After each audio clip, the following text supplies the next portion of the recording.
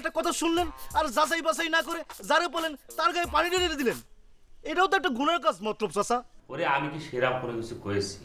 আমার কথা হচ্ছে দুই বন্ধুর মধ্যে যে একটা ভাব আছে, সে ভাবটাকে আমরা নষ্ট করতে যাব? আমার যদি তোর ক্লাস নিতে ভাল লাগে তাহলে তোর ক্লাস করতে ভাল লাগবে না কেন? হ্যাঁ, তোমার কথাই প্রমাণ হচ্ছে কি হাই লেভেলের সম্মান তোমরা আমারে করো। সবে তো চোরের খাতায় নাম লেখাইছো, এরপরে আল্লাহ জানে কত নিচে আর নামাবা। আরে তোমার কত মতো তুমি মাত্র লেখাপড়া শেষ করে আসিলাম। লেখাপড়া শেষ করলে হবে না, বয়স 18 হতে হবে। তুই গায়ে বদর মোটা হলেও তোর বয়স এখন 18 হয়নি। তাই নাকি? মিসবাহ চুরি করেছে? না না, চুরি করেছে হতে যাবে কেন? কথাটা তো সত্যি নাও হতে পারে, বিষয়টা জানতে হবে। যে ভালো তারে সৎ পথে আনুনের কি আছে? আছে। তাহলে পরে ছোট ভাই কি কব? ছোট ভাই কবি যে এই কথা কয়েছে তাকে টাটাস টাটাস করে চারটে চটকানা মারার জন্য। যে কথার ভিত্তি নেই সে কথা কবে কেন? বসে আছিস শুনে যা, গরম হয়ে যাচ্ছে আমার মাথা। আমি যে সিঙ্গাপুরে অবৈধ অবস্থায় ছিলাম সেটা অনেকে টের পালো কি করে?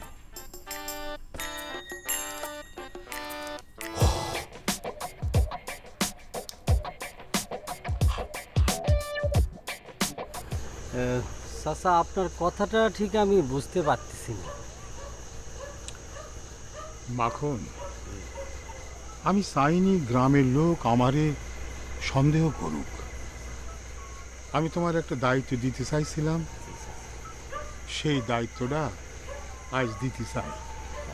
চাচা, কি দায়িত্ব? তার আগে তুমি আমারে কও, যে সমস্ত শর্ত আমি দিছিলাম সেই সমস্ত শর্ত তুমি পালন করতে পারবা কি না? চাচা, মানে পালন করার মতো যদি শর্ত হয় আমি অবশ্যই পালন করবো চাচা। শর্তটা পালন করার মতোই। এই যে থলিটা আছে না, জি চাচা। এই থলিটা একটা ঠিকানা মতন তুমি পৌঁছে দেবা। মানে চাচা, এই থলির মধ্যে কি আছে? সেটা তোমার জানার দরকার নেই, কোনোদিন জানারও চেষ্টা করবা না। কথাটা বুঝতে পারিস? আচ্ছা, কোন জায়গায় পৌঁছে দেওয়া লাগবে চাচা? ওখানে পৌঁছে দেওয়া লাগবে, এই থলির মধ্যে একটা ঠিকানা আছে, সেই ঠিকানা মতো তুমি পৌঁছে দেবা। কবে যাওয়া লাগবে? এখনই যাওয়া লাগবে। পারবা তো? ঠিক আছে চাচা, যাব। থলিটা ধরো। খবরদার, তুমি আর আমি ছাড়া বিষয়টা যেন কেউ জানতে না পারে। চাচা, এইটুকু আস্থা আমার উপর রাখবেন। আমার জীবন থাকতে আপনার দেওয়া দায়িত্ব কোনো প্রকার রদবদল হবে না। শোনো, তুমি চলে যাও, ফিরে আসার পর তোমার সাথে আমি দেখা করবো না। ঠিক আছে চাচা, দোয়া করবেন চাচা যেন আপনার দায়িত্ব ঠিক মতো পালন করবেন। আসসালামু আলাইকুম চাচা। ফি আমানিল্লাহ।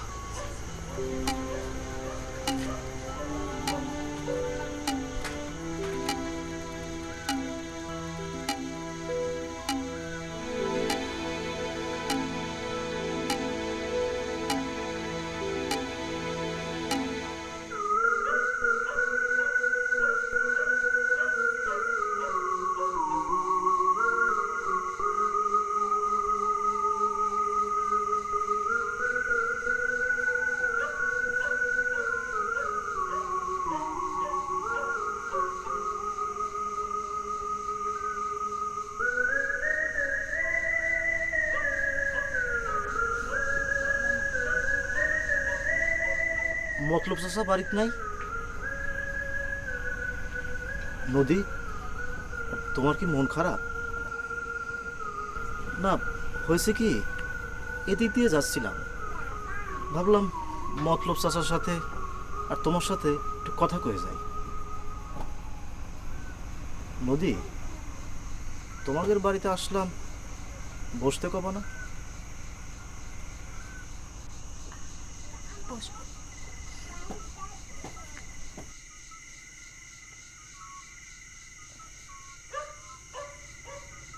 না মানে করছিলাম, নিজের জীবন নিয়ে কি ভাবতেছো নদী? নিজের বিষয় মানে? না, ওই বাকি জীবনটা কীভাবে কাটাবা, কি করবা, এইসব আর কি। যেভাবে কাটছে সেভাবেই কাটি যাবে। ভাববার কি আছে? এটা তো অতিমাত্রায় নিষ্ঠুর সিদ্ধান্ত হয়ে গেল নদী।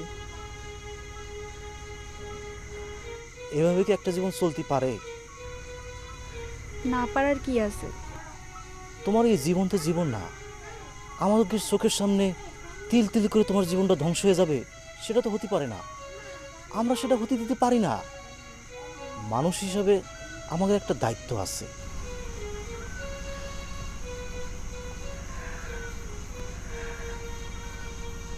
কি হলো, হাসলা যে? না, এমনি হাসি। নদী, তোমাকে একটা কথা কই। প্রত্যেক মানুষেরই জীবন অতীত থাকে, আবার সে অতীত ভুলে যেতে হয়, ভবিষ্যতের দিকে আগাতে হয়। আমার মনে হয় তোমার ভবিষ্যৎ নিয়ে চিন্তা করা উচিত, অতীত নিয়ে বসে থাকা উচিত না। কথাটা ভাইবে দেখো। আমি আসি।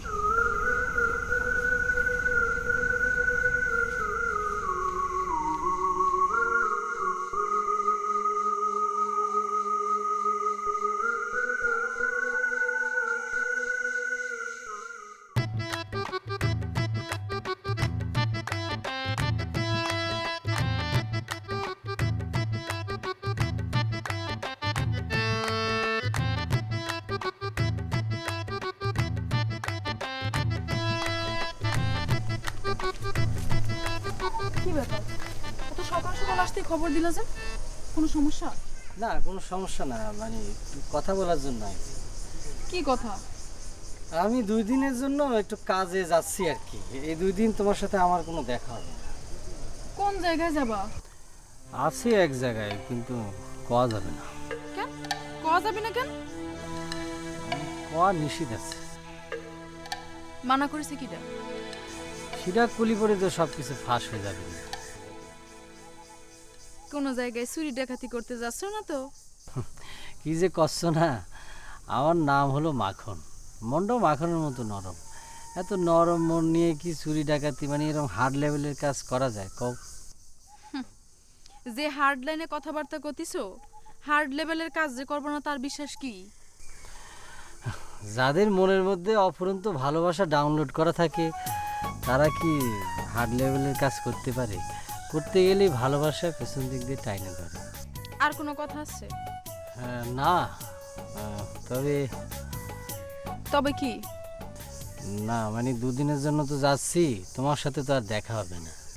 তো না মানে তোমার হাতটা যদি একটু বাড়াই দিতে তাহলে পরে একটু ধরতাম আর কি। মনে করি যে আমার মনে একটু খায়েশ হয়েছে। এরকম বদ খাস বাদ দেন, ভালো বেলা যান, ভালো বেলা ফিরে আসেন।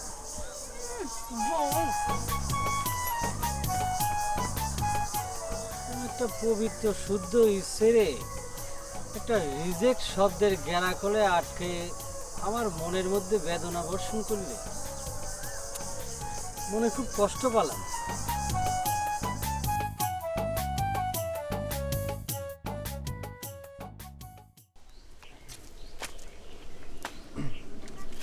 বক্তৃতার প্র্যাকটিসটা ঠিক মতো হচ্ছে না, আর একটু ভালো মতো করা দরকার। এটা তো ভালো মতো শিখতে হবে। একজন বড় রাজনীতিবিদ হতে গেলে এই বিষয়টা খুব জরুরি। তো এটা কার কাছে শিখা যায়? আমার নিজেকে শিখতে হবে। কমল, নাজি ভাই, তোমার লোক একটা জরুরি কথা বলা হয়নি। আমার নাম কিন্তু এখন কমল না, আমার নাম হচ্ছে নূরে বাংলা। তোর নাম ইরে বাংলা না নুরু বাংলা সেটা জানার আমার কোনো বিষয় না। আমার কথা হচ্ছে, তুই নাকি কইছিস সিঙ্গাপুর থেকে আমি জেল খেটে আসি। তোমার কিটা কয়েছে? ঘরের লোক কয়েছে, তুই কয়েছিস, 100% কয়েছিস। এটা কোনো মিথ্যে কথা না। কিটা কয়েছে সেটা তো বলবা। কেন? আদুরি কয়েছে। What is this? কি কি করে ফাটালাম আর যায় কি করে ফেলালো? তাই আবার বিড়বিড় করে কি করছিস তুই? আসলে হয়েছে কি মাঝি ভাই, ওকে তো আমরা সবাই আদর আহ্লাদ করি, খালি সারাক্ষণ তো আহ্লাদ মাল্লাদ করি বেড়ায়, তো ওর কথা কোনো গুনার মধ্যে আনতে হয়? ইয়েস, আদুরি আহ্লাদ করে, সোহাগ করে। সেটা যেমন তুই জানিস, সেটা আমিও জানি। আদুরি যে সত্যি কথা কয় এটাও তুই জানিস। হ্যাঁ, সত্যি কথাটা হচ্ছে কি, এই বাইরে লোকজন বলা বলি করছিল যে তুমি নাকি সিঙ্গাপুরে জেল খাটে আসিছো। এই বিষয়টাকে আমি ইনকোয়ারি করার জন্য একটা সিস্টেম ডাউনলোড করে আসলে ওকে দিয়ে জিজ্ঞেস করে পাঠিয়েছিলাম। এখন আমার মাথার ভিতরে কোন সিস্টেম ডাউনলোড হচ্ছে সেটা কি তুই জানিস? না করলে পরে জানবো কেবা করি। আমি শিওর করে করতে পারি তোর মাথার মধ্যে গন্ডগোল দেখা দিয়েছে। এটা করছো কে?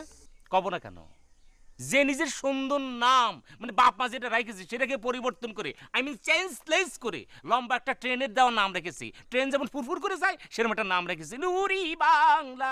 আমার কথা হচ্ছে কোনটা, এটা কি একবার বেশি দুইবার ভাবা লাগে?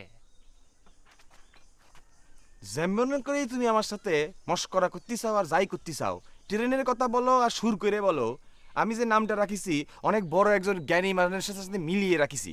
এই জন্য তোমাদের গর্ব করা উচিত। হ্যাঁ, গর্বে আমার বুকটা ভরে যাচ্ছে, ফাইটে যাচ্ছে রে। ওরে গাদা, আমার কথা হচ্ছে কোনটা, গুরুর সম্মান করি, সবাই গুরুকে সম্মান করে, কোনো সমস্যা নেই। তাই বলে গুরুর নামের সঙ্গে নাম ভরে রাখতে হবে এমন কোনো কথা আছে? মনে কর গুরুর নাম আছে গব্বর সিং, তুই রেখে দিলি না আমি নুরি বাংলা গুরু গব্বর সিং, তাহলে কি হইলো? কোনো দরকার আছে? গুরু যে ভালো ভালো কাজ করে গেছে সেগুলোর দিকে খেয়াল করতেছি না কিছুর জন্যই। গুরুর কাজ অনুসরণ কর, ভালো কিছু অনুসরণ করার পরে সেগুলো তুই কার্যকারিতা ফলিয়ে দেয়।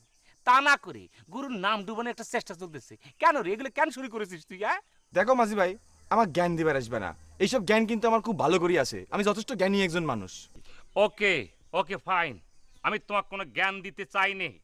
আমার কথা হচ্ছে যাদের কলঙ্ক থাকতে পারে যেটা আমার নাই সেটা সবাই ভালো করে জানে। তুই আমার নামে এই গ্রামে আর কোনো কলঙ্ক রটাসতে ভাই। আমি কলঙ্ক রটাবো কে? তুমি আমার ভাই না, থুতু যে উপর দিকে মারলি পরে নিজের গায়ে পড়ে এটা আমি জানি না। তুমি কোনো চিন্তা করো না ভাই, এই বিষয়টা যারা করতেছে এটা আমি দেখবা না। কাক কি করছে, উল্টো জ্ঞান দিতে চাচ্ছে। একটা জিনিস ভালো হয়েছে, বিশ্বাস করেছে।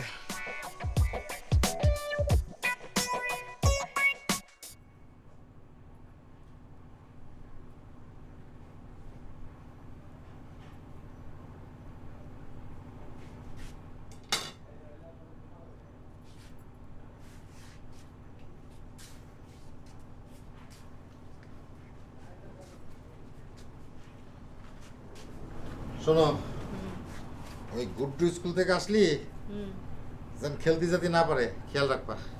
ঠিক আছে, রাখবো। পালে একটু ঘুম পাড়াই দেবা। আচ্ছা ঠিক আছে। খালি তো ঠিক আছে করতেছ, কাজে তো ফলাতে দেখি না। সন্ধ্যা হতে না হতে তোমার ছেলের ঘুম আসে। জামাল কি কোথাও বের হচ্ছিস? হ্যাঁ মা, স্কুলে যাচ্ছি। তোর সঙ্গে একটা জরুরি আলাপ করতে চাইছিলাম। কোন বিষয়ে? কই কি ওই যে কামালের একটা বিয়ে দিলি কেমন হয়? এতদিনে মাথা খুললো। কে তুমি ওই কথা করছো কে বৌমা? মনে খায়েশ হলো তাই কলাম। দেখলি জামাল, তোর বউ কিরাম করে কথা কয়। ছেলে মেয়ের বিয়ের কথা তুললেই ঠাস করে একটা খোঁটা দেয়। কেন, আমি কি আবার ছেলে মেয়েরে কইছি যে বিয়ের বয়স পার করে তোরা বিয়ে কর? তুমিও তো ওগের ভাবি, তুমি বিয়ের দায়িত্ব নিতে পারো না? আপনারা হচ্ছেন গে গাজীবাড়ির হর্তাকর্তা। আপনারা যদি এবারে নিয়ম না ভাঙেন তাহলে পরে আমার কি সাধ্য এবারে নিয়ম ভাঙার? এই, তোমার এইসব নিয়ে চিন্তা করা লাগবে না, আমাদের চিন্তা আমরাই করবো না। দেখেছেন আপনার ছেলে কিরম বড় একটা কথা কলো, বুঝই দিল যে আমি এবারের কেউ না। আমার কি অধিকার আছে এবারে কোনো কিছু নিয়ে কথা কওয়ার? তুমি জিরাম কইছো শিরাম উত্তর দেছে, এতে দোষের কি আছে? এই কথা কাটাকাটি বাদ দাও তো মা, তুমি যেটা কবা সেটাই হবে। তাহলে কি কামালের জন্য দুই একটা মেয়ের খোঁজ খবর নিবি? ঠিক আছে, আমিও কি দুই একজনরে কব মেয়ের খোঁজ খবর নেওয়ার জন্য? করতে চাইলে করতে পারো। একটা কথা করতে চাচ্ছিলাম, যার বিয়ে সে রাজি হবে নি তো? তার এখনো বিয়ের বয়সই হয়নি, শিরম ধারণা নিয়ে বসে নেই তো আবার? তোমার বৌমা কিন্তু খারাপ করেনি মা। কামালের সাথে কি এই বিষয়ে কোনো আলাপ করিস? না, সেভাবে কিছু কইনি। না, কামালের মতটাকে জানে না ভালো, পরে না আবার বেজ্জতি হতে হয়। আমি আসি তাহলে, আসি। ঠিকই কিন্তু কয়েছে।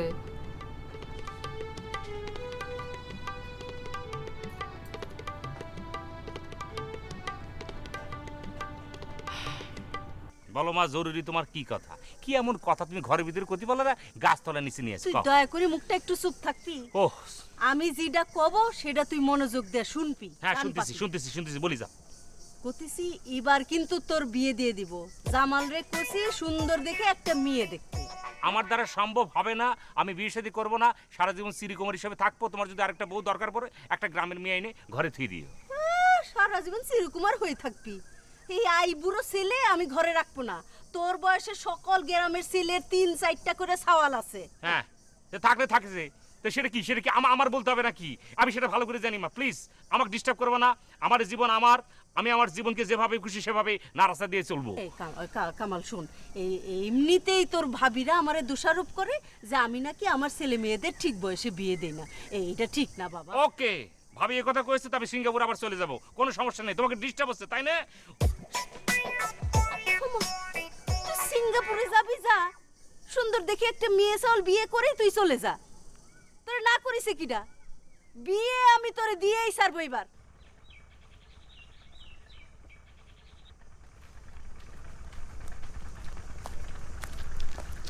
কি নাম আছিস? এই কারা কারা কারা? এই তুই এরম মুখ ঝামটা মারি চলে যাচ্ছিস কে? কথার উত্তর না দি? আপনি গোর বাড়ির লোকেরা আমার লগে যে ব্যবহার করছে তারপর তো আপনি গোর লগে কথা কইতে ইচ্ছে করে না। কি করিছে? কেন আপনি জানেন না? তো জানলে তক জিজ্ঞেস করবো কে? কে না কে আপনি গোর বাড়ি ভাঙা বালতি আমাকে বাড়িতে গিয়ে রাইখা আসছে। তা নিয়ে আপনার মা আর ভাবি আমারে যা তা কয়ে গেল। বালতি তকের বাড়িতে কেউ রাখি গেছে, এই জন্য যাতে বলবি কে? আমরা নাকি আপনি গোর বালতি চুরি করছি। ওমা, তোরা বালতি চুরি করবি কে? হ্যাঁ, আচ্ছা ঠিক আছে, আমি দেখবানে। অগো মাথায় মনে জটা বুদ্ধ ধরিছে, সারাতি হবি, সারাই দিবানে। এই জন্য তুই আমার সাথে এরকম মুখ ঝামটা মারি চলে যাচ্ছিস না? তুই মাঝে মধ্যে যখন হাসিস তখন তোকে কত সুন্দর লাগে। হাস একটু। এই তো এখন কত সুন্দর লাগতেছে। সবসময় এরকম হাসি খুশি থাকবি। যা শোন, ভালো কথা, তুই কি আমার নাম জানিস? আপনার নাম? হ্যাঁ জানি তো, কমল। ওটা তো আগে ছিল, এখন নেই তো। এখন আমার নাম হচ্ছে নূরে বাংলা একে বজলুল হক। এখন থেকে আমাকে নূরে বাংলা ভাই বলে ডাকবি। হা করে চাই আছিস কে? শেরে বাংলা হেকে বজলুল হকের শিষ্য আমি। হ্যাঁ যা। উনিও কিন্তু এরকম অনেক ভালো ভালো কাজ করতে। দোস্ত, মনে করছিলাম তুই সিঙ্গাপুর থেকে আসার সময় আমার জন্য অন্তত দামি কিছু নিয়ে আসবি, কিন্তু হায়রে কপাল, তুই আসলি খালি হাতে। হ্যাঁ না, একটা কথা কি, আসলে ভরা হাতে চলে আসছিলাম, কিন্তু মাঝখানে আমার একটা দান করে দিয়ে অভ্যাস হয়ে গেছে, সেক্রিফাইস, সেটাই করে আসতে হতো। আরে বেটা, আগে নিজের আখের গোছা, এরপরে পরকালের চিন্তা করিস। তোকের মধ্যে তো আমি অত চিন্তা করি না।